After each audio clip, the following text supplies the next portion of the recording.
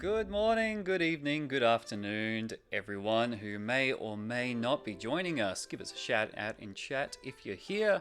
Hi, I'm Jackson. I'm here with Mark, and we're from And Campaign I'm Mark, Commons. There we and are. I'm not the professional. I'm talking over Jackson and talking during the mute part. Oh my god. Anyway, it's Delightful. okay. We have fun here. We're from Campaign Coins. We make real fake money, treasure worthy of your greatest adventures, all sorts of neat props and trinkets and doodads for spicing up your tabletop RPGs.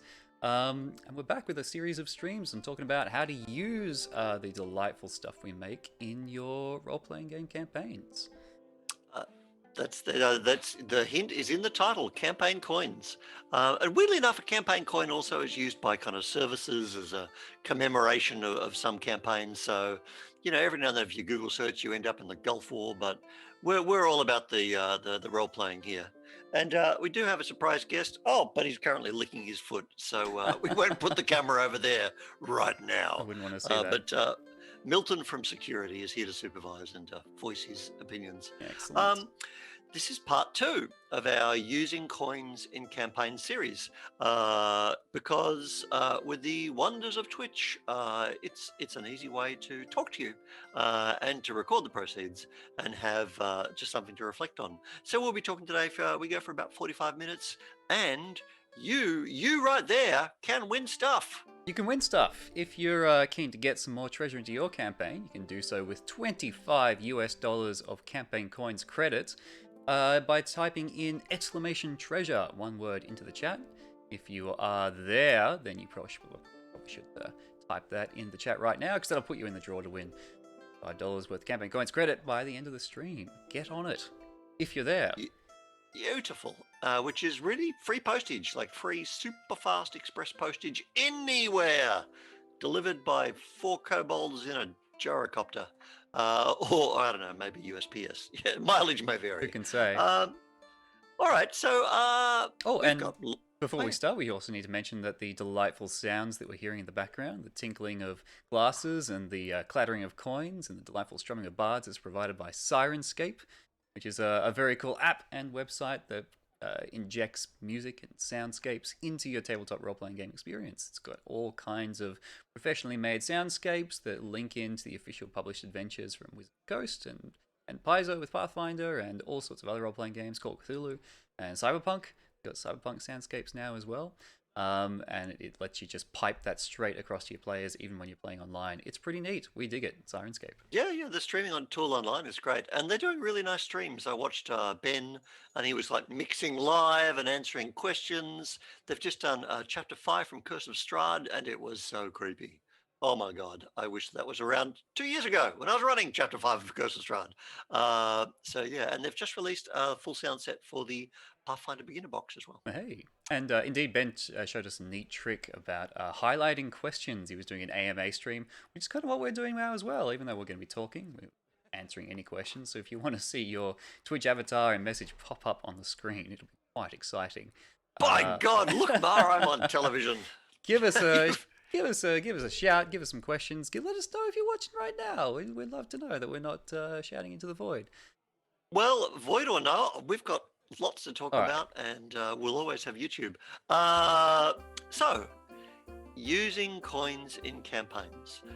So much to talk about. It's a wide subject, but particularly today we're going to focus on the main point, which is money, economics, treasury, getting loot, spending loot. Other things to talk about would be things like using them as story elements, using them as props, cool things we've done on our table as tactile props. But today we're landing square on the money, so squarely in fact that a lot of this is just really going to be talking about having an economy in your campaign. And if you use coins, hey, we love that. It's cool. You can hear them. They clink. But I think a lot of the discussion here is just as good for pencil and paper. Oh my God, I've got to fire myself after that heresy. Anyway, coins. Woo, good stuff. Neat. And a lot of the things we're talking about, we kind of have a bit of an overview of on a PDF document on a website called Coins in RPGs. We'll be touching on some of the stuff in there today. We've touched on it previously as well. We'll probably touch on it again in the future. So there's a good overview if you jump over to campaigncoins.com/info, I believe. Let me check if I got that URL right. That sounds familiar. Yeah, campaigncoins.com/info, and then hit using coins. We've got all kinds of neat stuff in there. Let me throw that link. There it is. Wow, my God, live with fingers. Okay. Should you track money in your campaign? Ask yourself that. Do you want to? Do you have to? And the answer is you don't. Like, we don't kind of, they didn't wander into the prancing pony in Lord of the Rings and go, oh, I don't know, we've only got 37 coppers. Maybe we'll go to the dive down the pub, and then they would have been murdered by Nazgul. Well, actually, that was all about Aragorn. Okay, even for me, this is too nerdy. But the story is the main thing. The story, the action, the character you're playing, the monsters. But loot is part of the game. It's the core, not the core reason. It's a reason for adventurers to adventure, especially if they're murder hobos, but not necessarily. And in the kind of wheel of game design, gold challenge reward, treasure rewarding. And we can use it to increase the situation of the characters, make them more comfortable in their lives, get some better gear, pay their living expenses, or perhaps they've got particular things they're saving up towards. So if you do play with money, you get this whole aspect, this extra bag of tricks or bag of coins. Yeah, we are a glorified infomercial. We're not proud. So ask yourself that. Jackson, some games that have got money baked in and some games that just don't care. So many, of course. Greatest role-playing game in the world, Dungeons and Dragons. Let's have a look at the slideshow here. There it is, the original Player's Handbook from back in the day, as they say. I understand that's kind of where it all started, where gold was at the forefront of the reason you got out of bed in the morning and what you needed to level up and make your mark in the world. Well, in D&D and then through to AD&D and also basic D&D, gold was experience. And that was Gary's metric. So the whole point to go into the dungeon was to get the loot. And being rich leveled you up. It's some kind of ridiculous Rupert Murdoch fantasy world. Like, I'm not down with it. But we did it at the time. And as a piece of game design, it was very codified. This is level 1 of the dungeon, the actual level 1. I will fight monsters that are level 1. They don't go downstairs. Nasty monsters don't come upstairs and eat the level 1 monsters, because that would be cheating. And the gold there is codified for level 1. Level 2, blah, blah, blah, blah, blah, blah. Down you went. So you're always hauling loot out of the ground. But if we talk about Shadow of the Demon Lord's got a kind of little small economy going on there. 13th Age doesn't much worry about money, does it? It's kind of there. It's kind of there. It as 13th Age does, it kind of leads to the story more. So there's a little write-up in there about what the coins that the different civilizations use, and there's an issue of 13th Age Monthly about all kinds of neat coin tricks you can put in. But yeah, it is more based on the story of coins. However, and I was just pulling this up, there are some excellent equipment prices in the 13th Age core rulebook that I thought I would pull up, and now I am stalling just a little bit. I guess insofar as something to complete that loop of I'm finding money, and of course there's money in 13th Age, there's fantastic coins, we make some. That's true. And you can buy the oils and the enhancement for your armor and your gears, so that's all in there. But there's a point, I made the mistake when running a campaign. I set up a stupid thing where a guy was going to offer you a large amount of money for a ransom, and you just killed him and took the money. I was such a fool. He should have been lying. I'm too honest. What was I thinking? And you were rich forever. So but you're playing Fate. I mean, different games have different needs. So think about that and what's exciting for you and the players. I do like to play with an economy. And it's kind of a natural part of the game that when you start out, you're just excited to get any treasure. And like Orcan in your character in our Ack Inc. game, Well, What's he yeah. desperate for? Like any good fighter, any stalwart defender fighter, he's gunning for a set of plate mail, or plate armor rather. You know, that. I feel like that's been my primary experience with 5e so far. Is there really is a focus on the early levels of getting that better equipment as soon as possible, especially for fighters, especially for armored characters. That's kind of because the AC is so tightly bound, right? +1 to AC is such a huge step for most players. So, Yeah. in all the campaigns I've run, everyone's kind of gunning for that gold so they can get their armor up, get their weapons up, because every little bonus helps. There is a little bit of that, I guess, that traditional AD&D philosophy in there. Yeah, it seems to be when you're just starting out, like all of us, like just out of school. I want a job. Oh, I can buy my own beer. I can actually drink a beer. Like these are life experiences for your character as well. So those early levels work really nice. And as the treasurer of our hacking group, I don't know, man, when we're going to have 1,500 gold spare to It's armor only, your Goliath hide. only Surely you could 1,000, I just think you'll find. 1,000. Yeah, I know Oh, a guy. I know a guy. couldn't you just strap 2 tree trunks to yourself and make good? Couldn't you just See. bleed less? We'll run some experiments. I'll let you know. I should say those delightful things in the 13th Age book I just found. You can get a large tabby cat for 5 coppers, but if you want a large tabby cat in Horizon, which is guaranteed free of fleas and demonic possession, it's going to run you 20 gold. A set of 4 plausibly on a 6-sided dice, so 2 silver. A set of extremely well balanced, ever so slightly cheaty dice will run you 35 gold. And it goes on. All right, that is, I'm a complete fool. It's been too long since I played, and I coloured my experience of the campaign, Of course. which was set in 1876 America, but you're all, Times. orcs and goblins and dwarves and stuff, because I don't care. Yeah, so think about whether you want to have that experience of money. It's right through the 5e modules. It's there. You're getting the loot, and I think players really like it. And I think they really like it when they have a tactile prop. Yeah,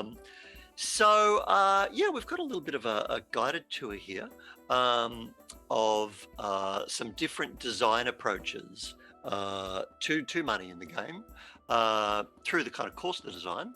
So we'll have a spin through those and see where we end up. So I think we started there with AD&D. Yes, indeed. My goodness. I have any old bastard will have tremendous fondness for this for no apparent reason.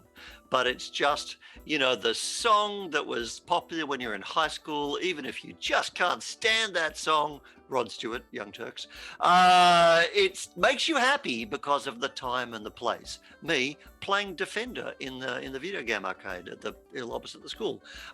So that's how we all feel about this cover, which is also wonderful and evocative in this tremendous idleness sense of scale.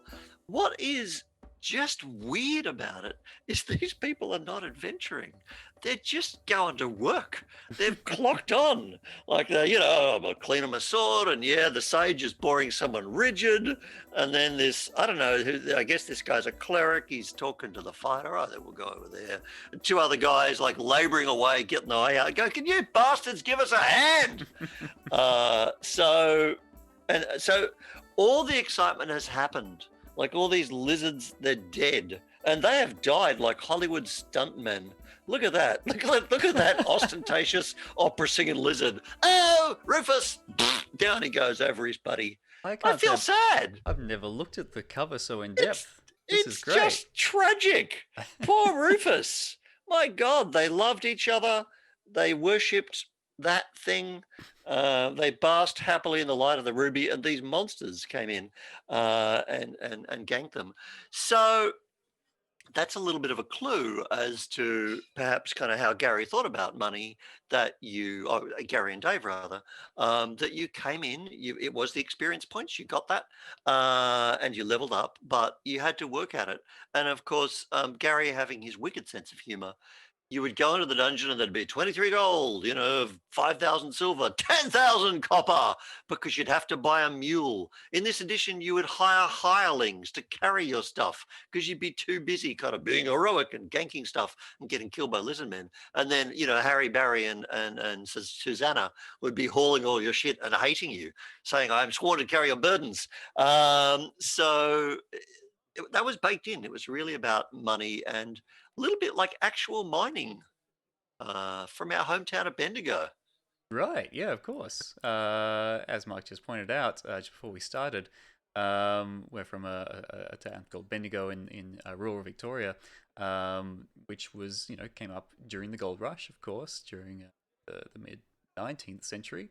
And yeah, we were living on top of a gold mine the entire time, which echoes back to these dungeons that we also spent our formative years in, going down and seeing how much exactly we could extract before the costs outweighed the benefits. that's exactly it. And I was just in the mine last weekend. It's unbelievably cool. They stopped mining in 1951 because the gold price went up, and yeah, it just cost them more to get out than it did to sell. So they closed it. Oh, yeah, of course, yes. Yeah. Thank you. I'm tracking exchange rates, and I'm confused and old, and it's early in the morning. Thank you. But the thing was, because they always kind of hoped to get back to it, they didn't pull it apart. But that Central Deborah gold mine, when you go on the tour, you go down to 60 meters or 180 feet. There's another tour they haven't reopened yet, which has 9 levels of darkness, like all good campaigns. And that's, thank you. And that goes down 80 meters. But the actual shafts, which are well flooded now, go down 1.5 kilometers. Yeah, right. So like it's a mile underground, which just blows my mind. That's a long ass campaign. But that was the thing, AD&D. And it's interesting, that's my high school copy. Well, it's not the actual copy because I lost that. This is a replacement from Facebook. Great Erolotus cover, and now we can see, oh my god, there's people actually in a dungeon fighting a dragon, and like all the kids are going, oh, that game's so cool, so hurrah. And here's our dragon. Actually, we have our own dragon mascot. Here she is. She's ruby red, and she's hooked around my cords. Oh, come on, Ruby, you're on television. There she is. So that is one of the MCDM dragons, painted by my friend Steve. Fantastic sculpt from Matt Colville's team. And of course, she's on a bed of coins. So, all right, Ruby, thank you. Your 15 seconds is over. Things got more exciting. So looking then into the history of AD&D, I just kind of looked back at the library and thought about significant moments of more things to spend. And the Arms and Equipment Guide, I love that book. It's a kind of classic, and it's still a delightful historical reference. There's a real kind of, scholarly aspect to this particular kind of series of AD&D books. The DMGR3 accessory. And so it's got these fantastic, really accurate sketches that show you what all the armor looks like, all the weapons. And my favorite section up the back, all the clothing, gorget, liripipe, pantaloons. Oh, rough. Jackson, how much would you pay for this ruff? For that ruff right there, I'd give you 2 silvers for it. Well, get out of my shop, sirrah! We only make the finest silk ruffs. Well, 8 to 12 gold. Oh my goodness! It was. I guess de-inflation has happened over the years. Because I feel like, a nice set of clothes is a handful of silver in my day. If you want to pay 2 silver, sir, go to Johnny's Hood Shop and buy yourself a hood, 1 to 6 silver pieces. But this is immediately cool. Good morning, Jonathan. Always a pleasure to see you, man.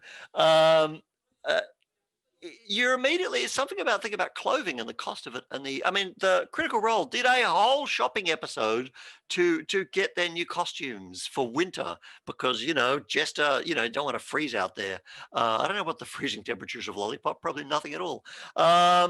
So it's fun to think about these things in detail, and then this book is an absolute favorite. I think is just the best ever done. The Aurora's whole Rams catalogue. this is such a classic.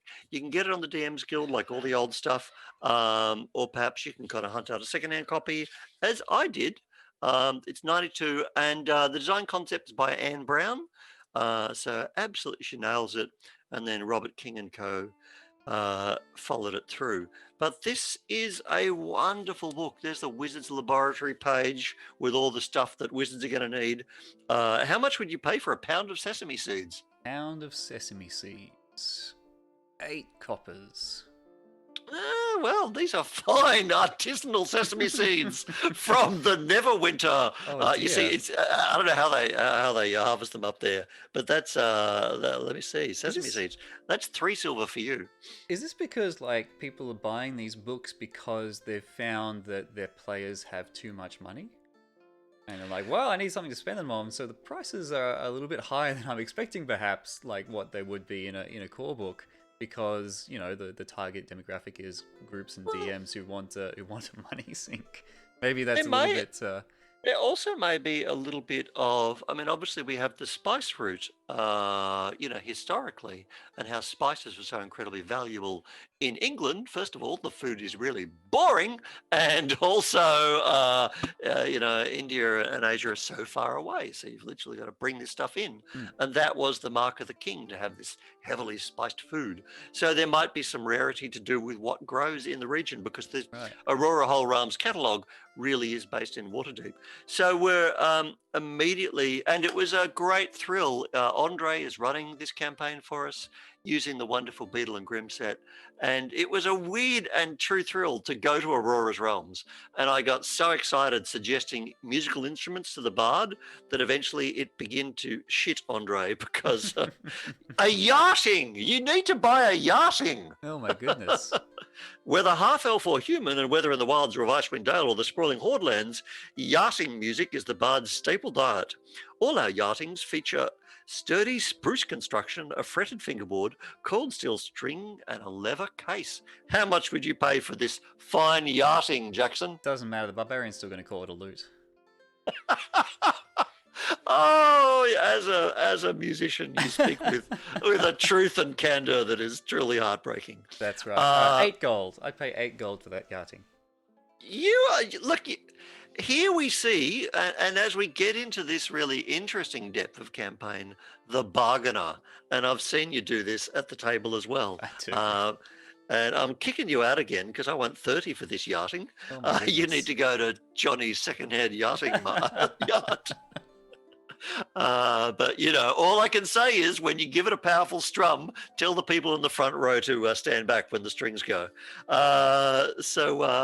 It's great. It's this tremendous depth, and it's fun, to buy this equipment. So that was really nifty. And then, so that's just kind of where the game came from. And again, I really commend that book. So now we can talk about kind of where it's going to. And I think where are we taking a detour through? We're looking at Pathfinder up next in the order that you have. Right, perfect, because I'm imagining a PowerPoint in my mind. So I threw in Pathfinder, as it is a wonderful game built on the bones of D&D 3. And the method to the madness here is, when we get to 5, money becomes, to my mind, a lot less important. But Pathfinder, it's absolutely at the core of the game still. And a fantastic kind of Wayne Reynolds cover on that.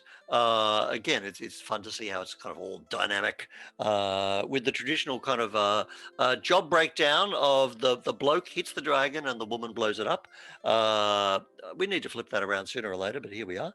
And this is the cover for the new beginner box, which has just come out. The beginner box is so good. There's an unboxing on our YouTube channel, and I love that. There they are, playing gambling with coins at the table. And when you flip through Pathfinder, you can still see all the equipment and all the magic items you can buy. Everything is right there with a price. And also it has kind of a clearly here's the items here. They've got item 3, item 4. So those lie into the kind of treasure tables and how you earn them, what level appropriate they are. But a returning weapon, any type of thrown weapon, it's +1, and when you throw it, it comes back to your hand. How much would you pay for this boomerang, Jackson? Ooh, it's a magical weapon. It's got like a magical bonus as well.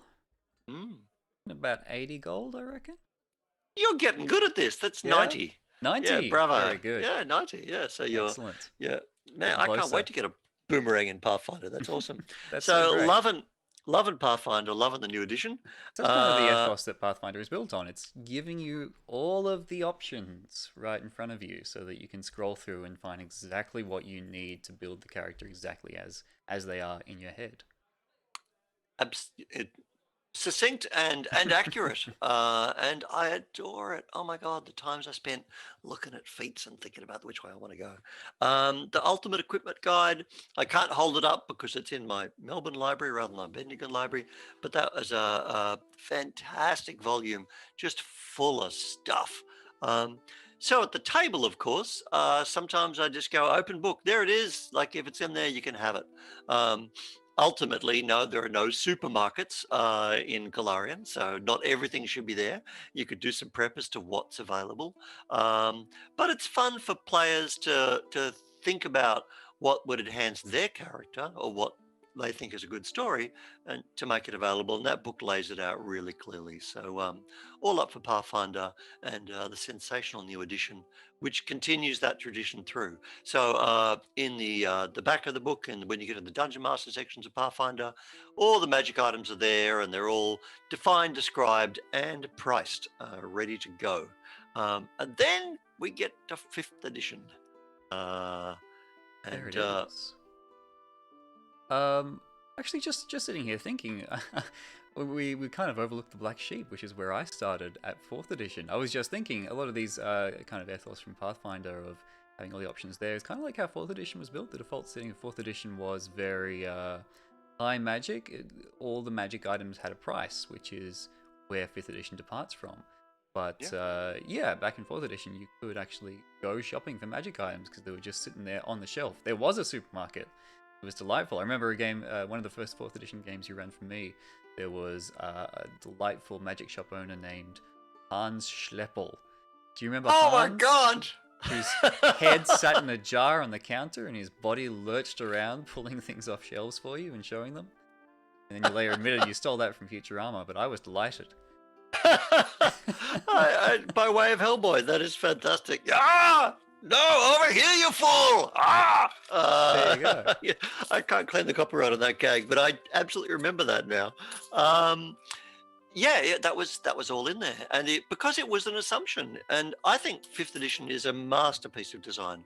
All power to Rodney Thompson and Mike Murrells and Rob Schwab and Jeremy Crawford and everybody who crunched that game right down and said, okay, how can we get to the fun in a really open and easy way? And there's no surprise, it's just so popular, and so many design decisions made along the way, and so many great decisions. But I likes my money, and I likes my magic items, and I likes giving players the ability to access that.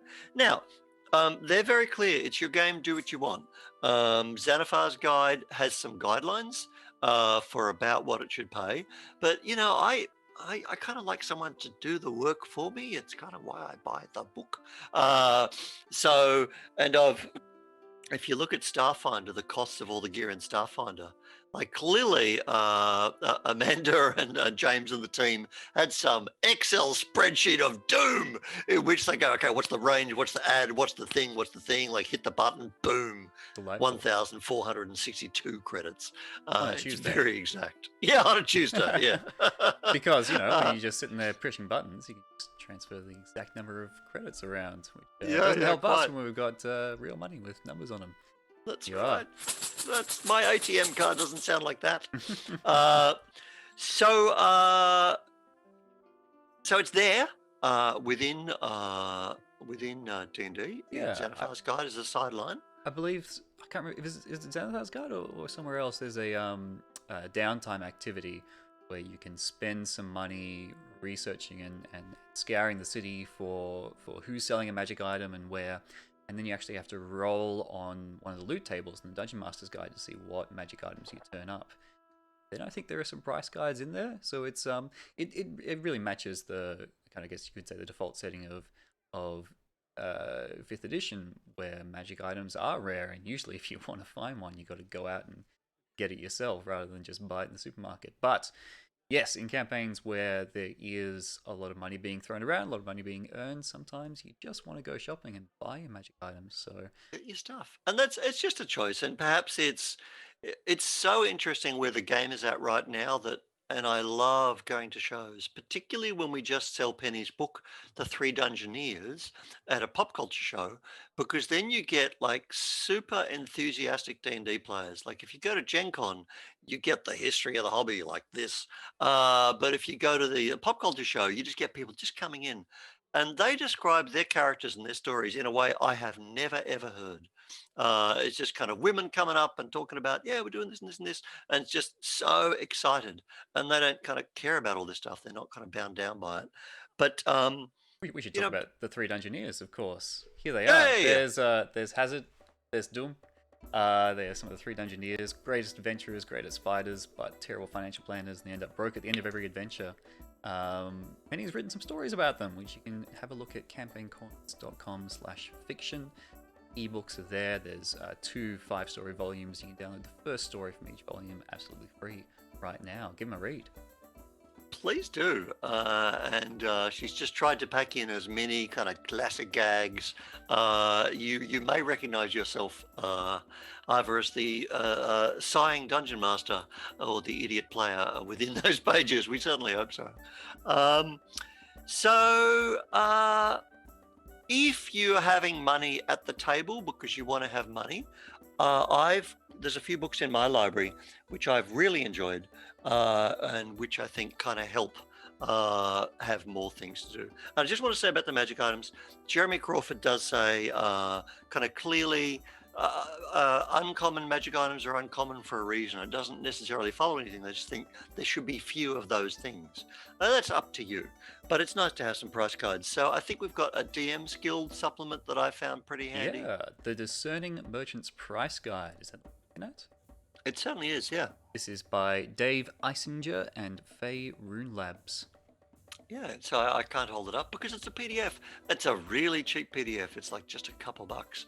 And when I think he's gone through methodically using those guidelines in Xanathars or whatever volume it was, and priced up all the magic items, and it's really handy.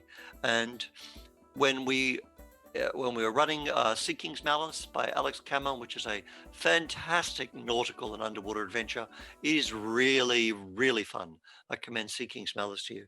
So they didn't quite have enough magic items because I'm a stingy bastard, and they had a bit of money. So this was a really handy thing. They'd tell me, well, this is the kind of thing we want. And I'd say, okay, this is what it would cost. So it's really handy to look it up. Is it all accurate? You look at the comments, everyone's going, oh, it should be more than that. Oh, what are you doing? You know, and that's fine, but it's a great head start. And I think it's really cool. And to be honest, you can kind of just freeball it based on how much money your players have and how much money you want to take from them and how much money you want to give them coming up, and kind of using the prices as a guide, but really tailoring them for your own campaign so that the reward kind of makes sense in the arc of your own campaign, your own quest rewards that you've got planned. I recall you did that brilliantly when players tried to outwit you in the swamps, that Critical Role adventure you ran. You remember the adventure all about having to... Yeah, I know the adventure. I've run it so many times, I can't remember exactly which... This is when we're in LA? Yep, exactly. Shadow in the Swamps, and they're chasing a vestige, and the whole adventure is designed around. It's by Jamie and David. You'll see on the Stream of Chaos. You guys have got a new Call of Cthulhu campaign. That's right. We just started up on Saturday morning, our time, and then Friday night in the other world, rest of the world. Yep. Perfect. So I wrote that with those guys, and it's an adventure in which the player characters each have a different money they need for reasons, Right. and the adventure design. I'm kind of tripping into a future episode, is that you can't buy everything. But there's a vestige, and I just said, oh, because of plot reasons, it could do this magical effect. Mm.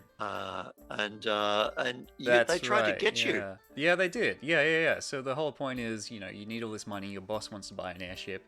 Your rogue has got gambling debts, like all good rogues do. And your barbarian's brother is dying, and money to save him.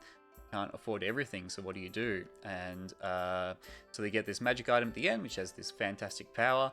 And you know, if you sell it, then you will have enough money to perhaps buy 2 of the 3 things. But of course, these players were more inventive, They were I guess. switched on. More enterprising, and they said, well, no, let's not sell it. This thing has the power to bring back someone from the dead. Let's find a 20th level monk from the last age, revive them, and then you know, they'll become a private mercenary and we'll be rich and all that good stuff. So yes, no matter how well you set up the goalposts for your players, they will find a way to run around the back of them.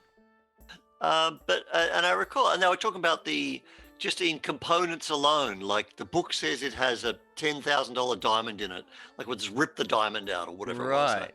You remember this better than I do now. I do, because you were brilliant. And you just said very well. I thought you said you're completely right. Yeah. But you need this money in 24 hours, and you're in a backwater swamp town, and this is as much money as anyone will pay you right now. That's right. Yeah, that's right.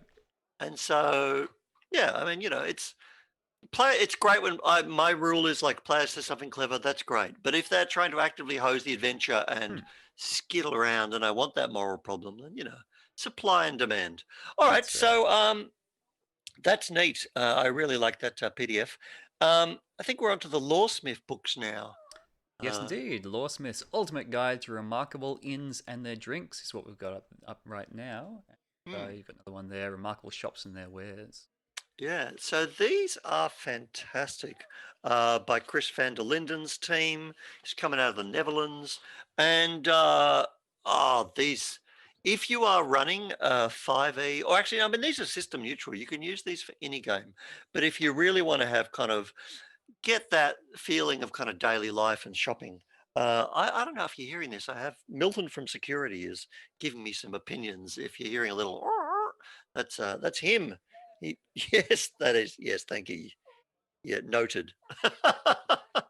All right, I'm probably the only person amused by that. I might escort him from the room. Talk amongst yourself, Jackson. That's all good. Well, I've been left to the wolves here. I haven't read these books myself, but I am just going to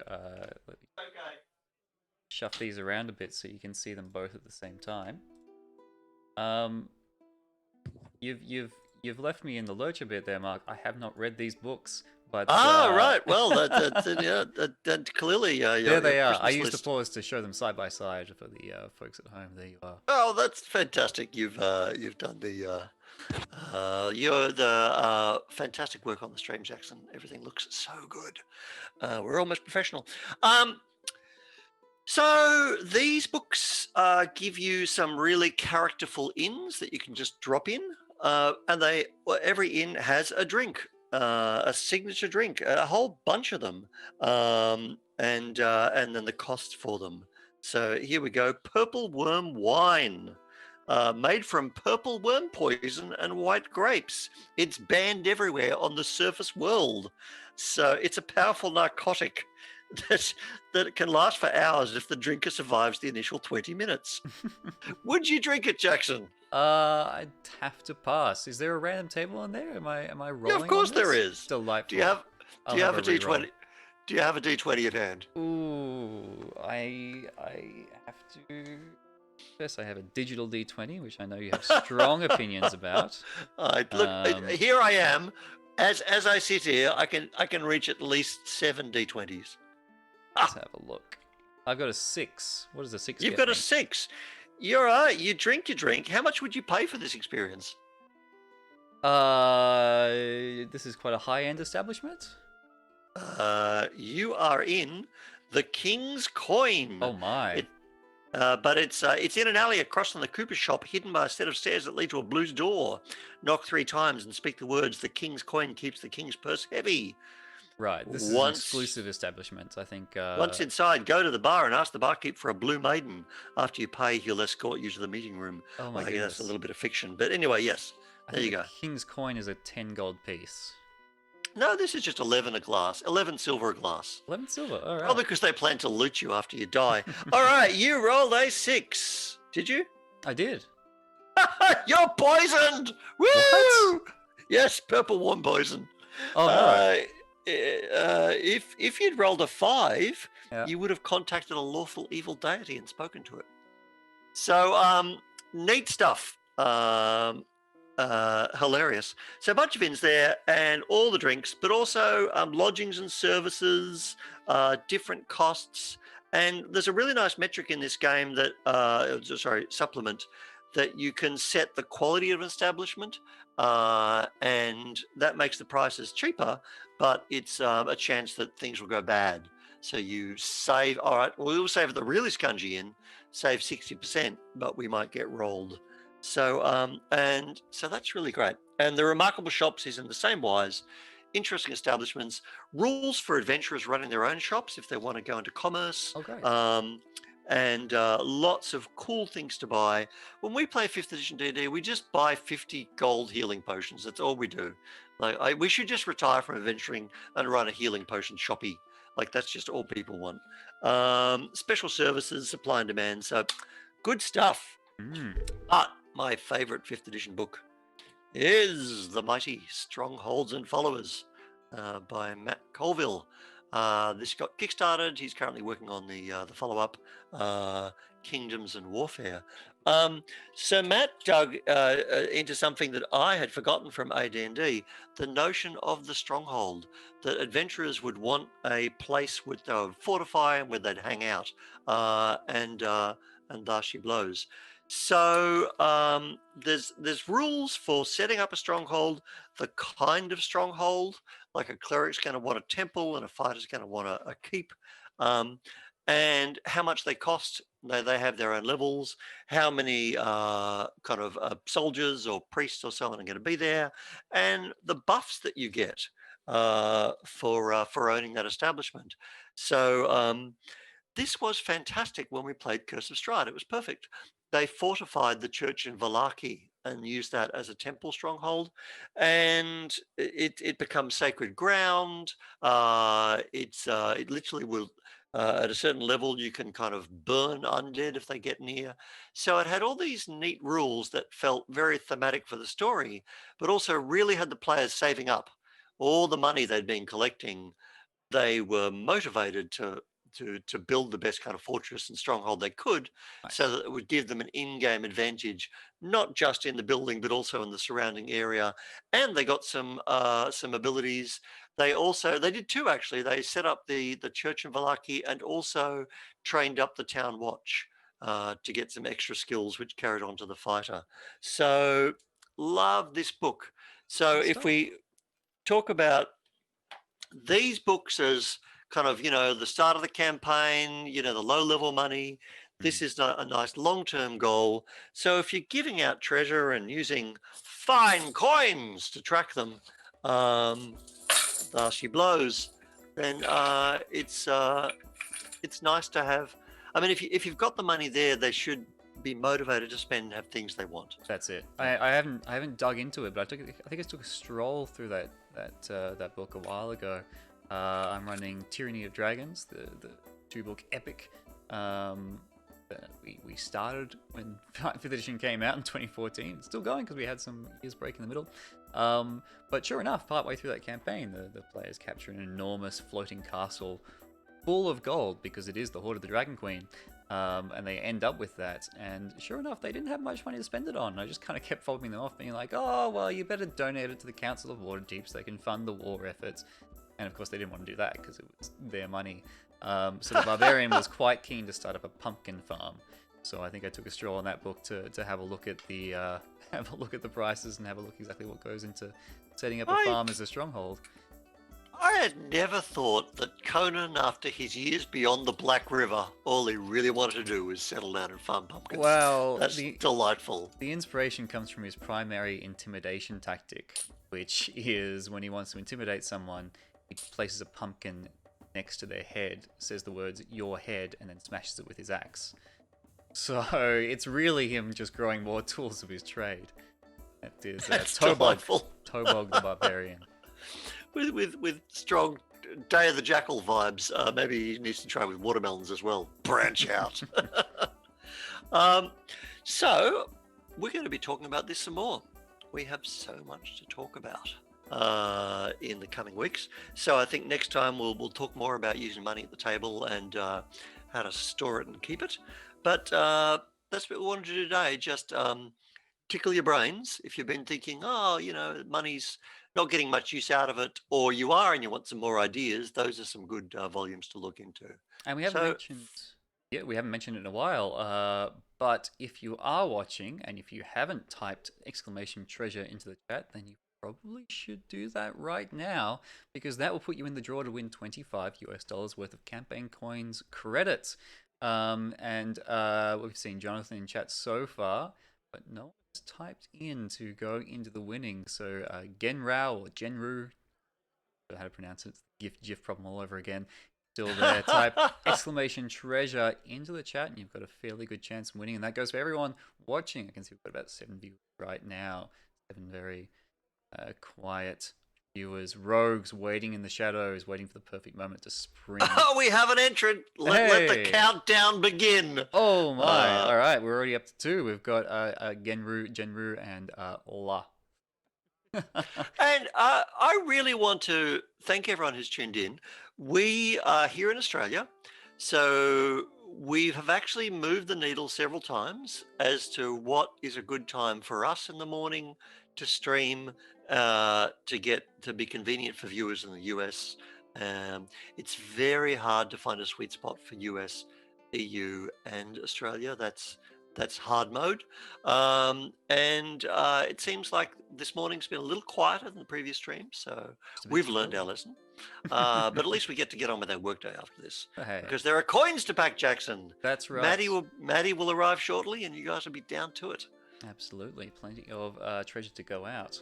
So of course, the treasure we're talking about. Should we talk about the coins themselves? We've spent a long time talking about what to spend with them, but for the most part, we're talking about our RPG treasure sets, which got kickstarted early in the year and landed in our vault a few weeks ago. And pretty hot because they're such a great way to get started with using money. There you are, using money in your campaign. A really good mix of coins. And they get overlooked a little bit. We've got these little tiny miniature coin bags, one for every member of your party, so that even when they're not around, they can just put their own money in their own bag, and everyone knows whose is whose. Give the fighter the red one, give the blue one, the druid gets the green one, all that good stuff. And yes, as mentioned before, a lot of the things we're talking about is in our Coins in RPGs PDF, which is also a free download to our website. A lot of things we talked about today, and a lot of the things we talked about last time, and we'll talk about next time. There's a overview in there that was typed up by Mark. I think we have 2 entrants. Is that correct? You are not wrong. This is it. So 2 entrants. Coin flip. Should we? Absolutely. All of right, course. then. But duh. I just had there we are. We've got a D20 crits or fails coin right here. Nailed it. Which Beautiful. just mentioned before that He's just ordered some. They started a campaign with their brother and his kids, and they named the team the Order of the Coin. So they've got some coins on the way as their team. It's delightful. All right, so 20 for Genru, and right. our other only just because he logged in first. Our other fantastic entrant was La 3. La 3, yes indeed. All right. La 3. But you don't have a 3 on the coin, La 3. You're going to have to go with a 1. Here we go.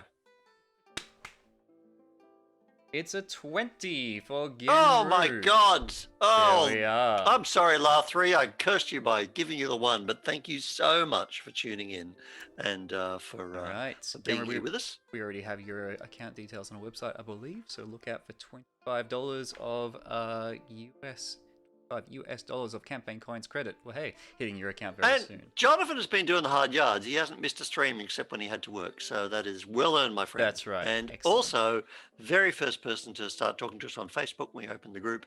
So huge Three Dragon anti-fan. So love you heaps, man. Thank you so And honestly, we should have rigged this in your favor, but everyone saw the coin flip live.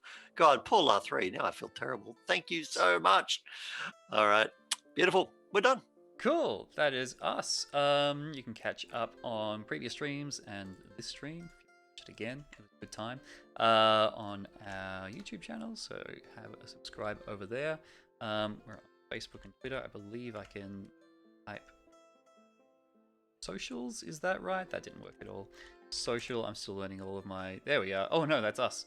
That's Mark and Jackson on Twitter. And the links to our. Yeah, Twitter. work it out at Campaign Coins, pretty much everywhere. Thanks, everyone. All right, cool. Thank you, one and all. Thank you, La. Thank you, Jonathan. Thank you, everyone. We'll see you next time.